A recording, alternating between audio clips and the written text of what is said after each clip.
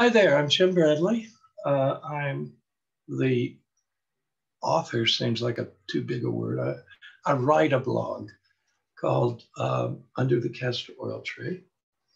And I've been sharing some of those blogs online with you. And I hope you've enjoyed them if you've been able to read them. And I've got a few from this week. For those of you who know me, you might be relieved to know that nothing this week is political. I think we're all so tired of hearing about politics that I decided to just do some personal things. I have a short thing about my wife and a couple of poems, and what I hope is a short story. It looks short to me, but I hope it is. So the first one is called Burn. Her full name is Bernadine Pisano, no middle name. I met her when I was in high school. I was a senior and she was a freshman, and we were in Latin class together, amo amasamat. From that time on, we were a couple. We've known each other for 55 years and been married for 50 of those. She is not just the love of my life. She is, in many ways, my life. We share 2 children and 4 granddaughters, and more memories, bad and good, than most couples have. She does most everything around the house.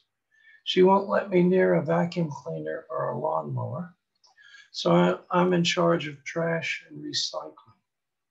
We do take turns cooking dinner and are on our own for lunch and breakfast. She came to me a week or so ago saying she wanted me to clean out my office. And I thought, well, it's just, it's like 10 feet by 12 feet. And everything here is something I want. So why would you ask me to clean out my office? And so, because I believe when she tells me things, I started doing it. And I filled our entire Cheshire trash can with stuff from my office, cleaning it out last week. We didn't have room for any of our own trash. So she was right, which she usually is. Okay. This next one is called You Are My Spring. It's a poem I wrote for her years ago. There's no date on it, but I don't know when I wrote it for my wife. You are my spring. Walking the canal today, Bella and I were serenaded by dozens of birds. Bella stopped twice to cock his head and listen. I could not escape their songs. My soul leaned towards spring. Perhaps they are back too soon and will freeze in the February night. But they were there this morning, trying out their voices, making music that sounded like April when we were both born. Some winters here in the Northeast test the will and hope itself. Others, like this one, tease us with their mildness. Either way, winter comes. And it is spring I lean toward, always, no matter what winter rolls in. Today, walking with a poolie dog, listening to the misplaced choruses of birds, I really realized that I lean towards you the way I lean towards spring. In all the winter times of my life, I lean toward you. You are my spring, my hope, my love. If you don't know what a poolie dog is, look it up. We had one, they're a Hungarian sheepdog. And they're really, they're about the fuzziest thing you've ever seen, but they don't shed. And if you don't keep them cut, they're fur keeps growing and sort of mats together, and it's maddening. Um, they're not big dogs. They're maybe 35 pounds, but they're fiercely loyal.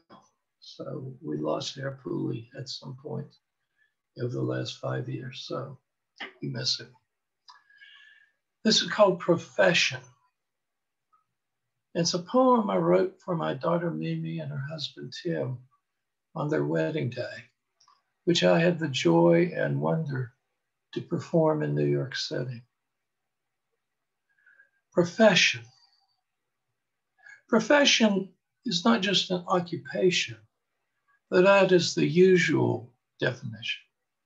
Oh no, more than that, much more. Profession is a verb, not a noun, is wondrous indeed. To avow, to declare, to promise.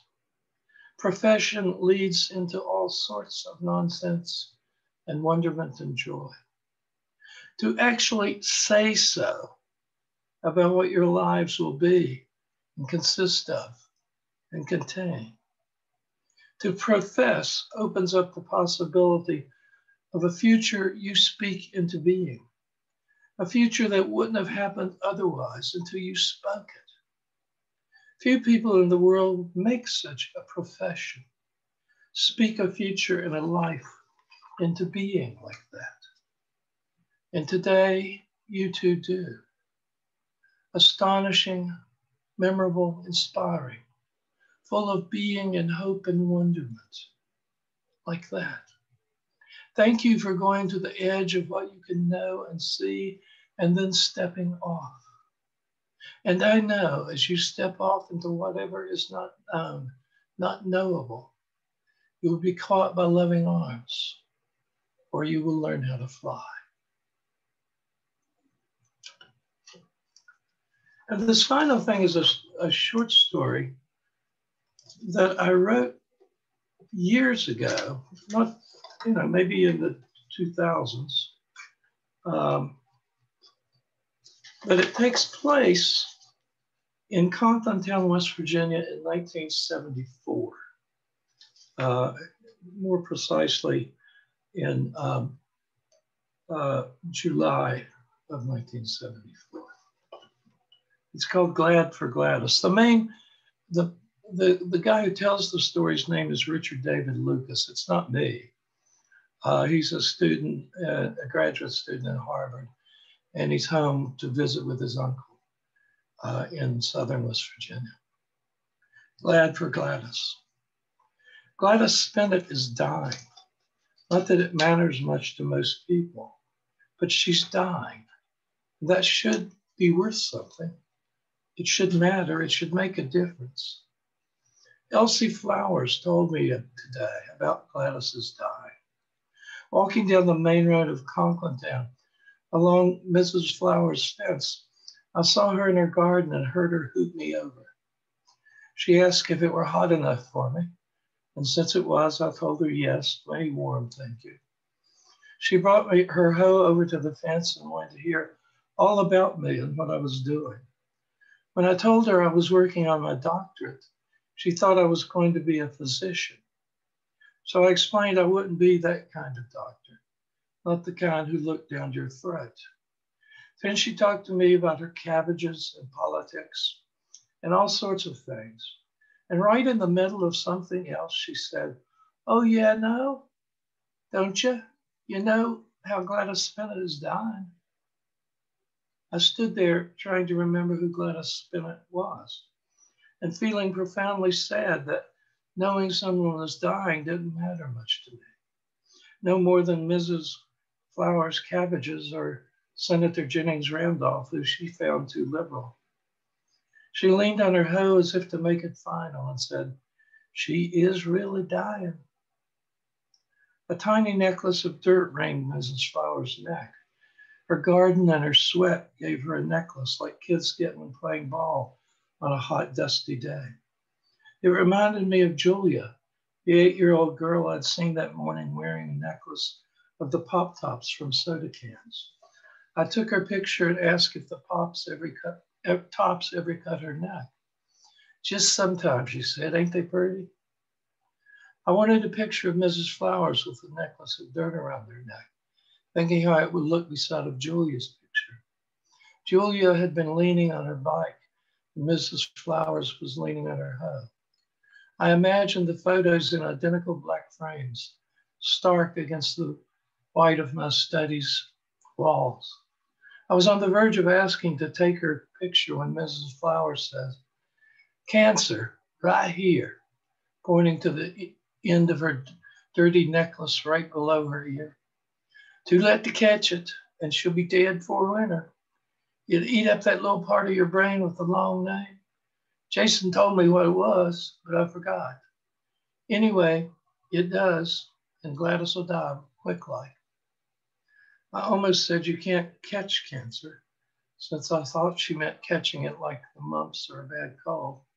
Luckily, I paused long enough to realize she meant it can't be treated. Then I caught myself about to say that that part of the brain she meant was the medulla oblongata.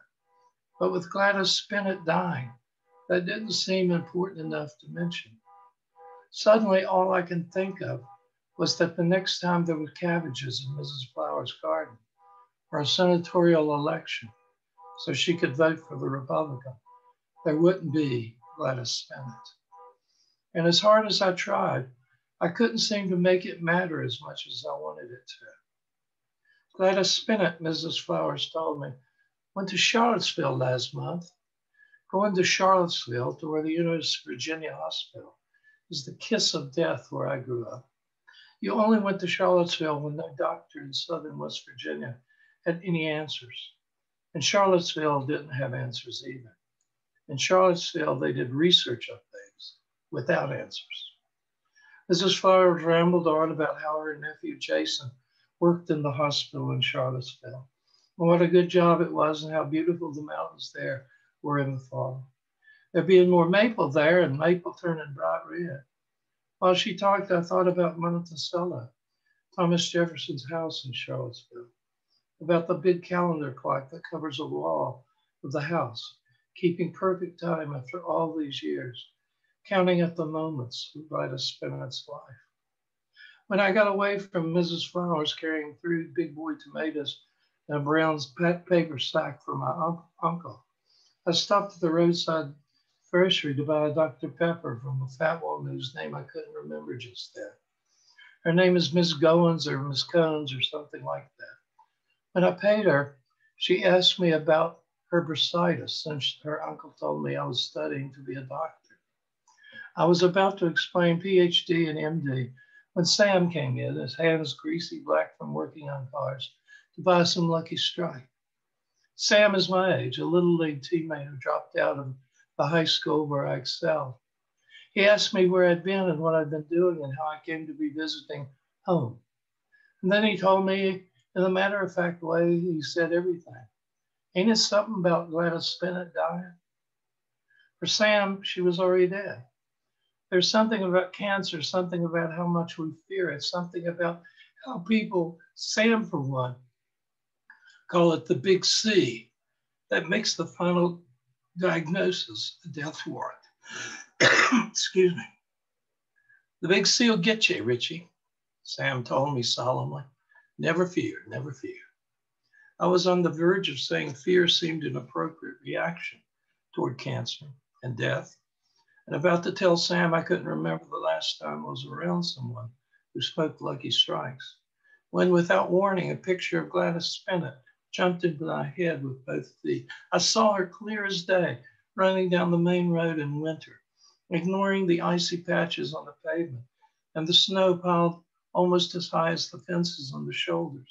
She was running like mad in my unexpected memory, coatless, running to her retarded brother Castor, who was sitting in the middle of the slippery road, playing with something he found there, a small animal, a chipmunk or something, dead.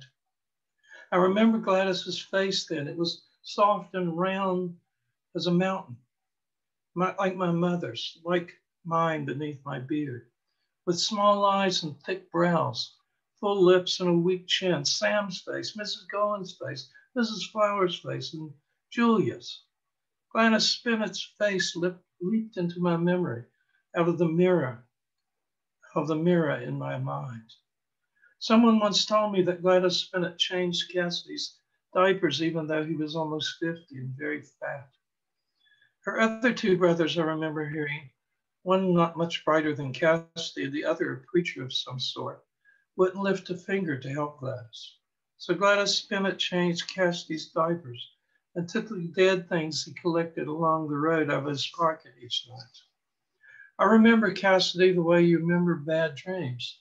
He was so large and so retarded, drooling a lot, that he frightened the wits out of me as a small child. I even remember the dead things he carried around in his pockets. Dead things are always frightening to little kids, or fascinating. I'm too old to remember which. Standing there talking to Sam, I remembered how Cassidy wasn't afraid of the dead mice or frogs or birds at all.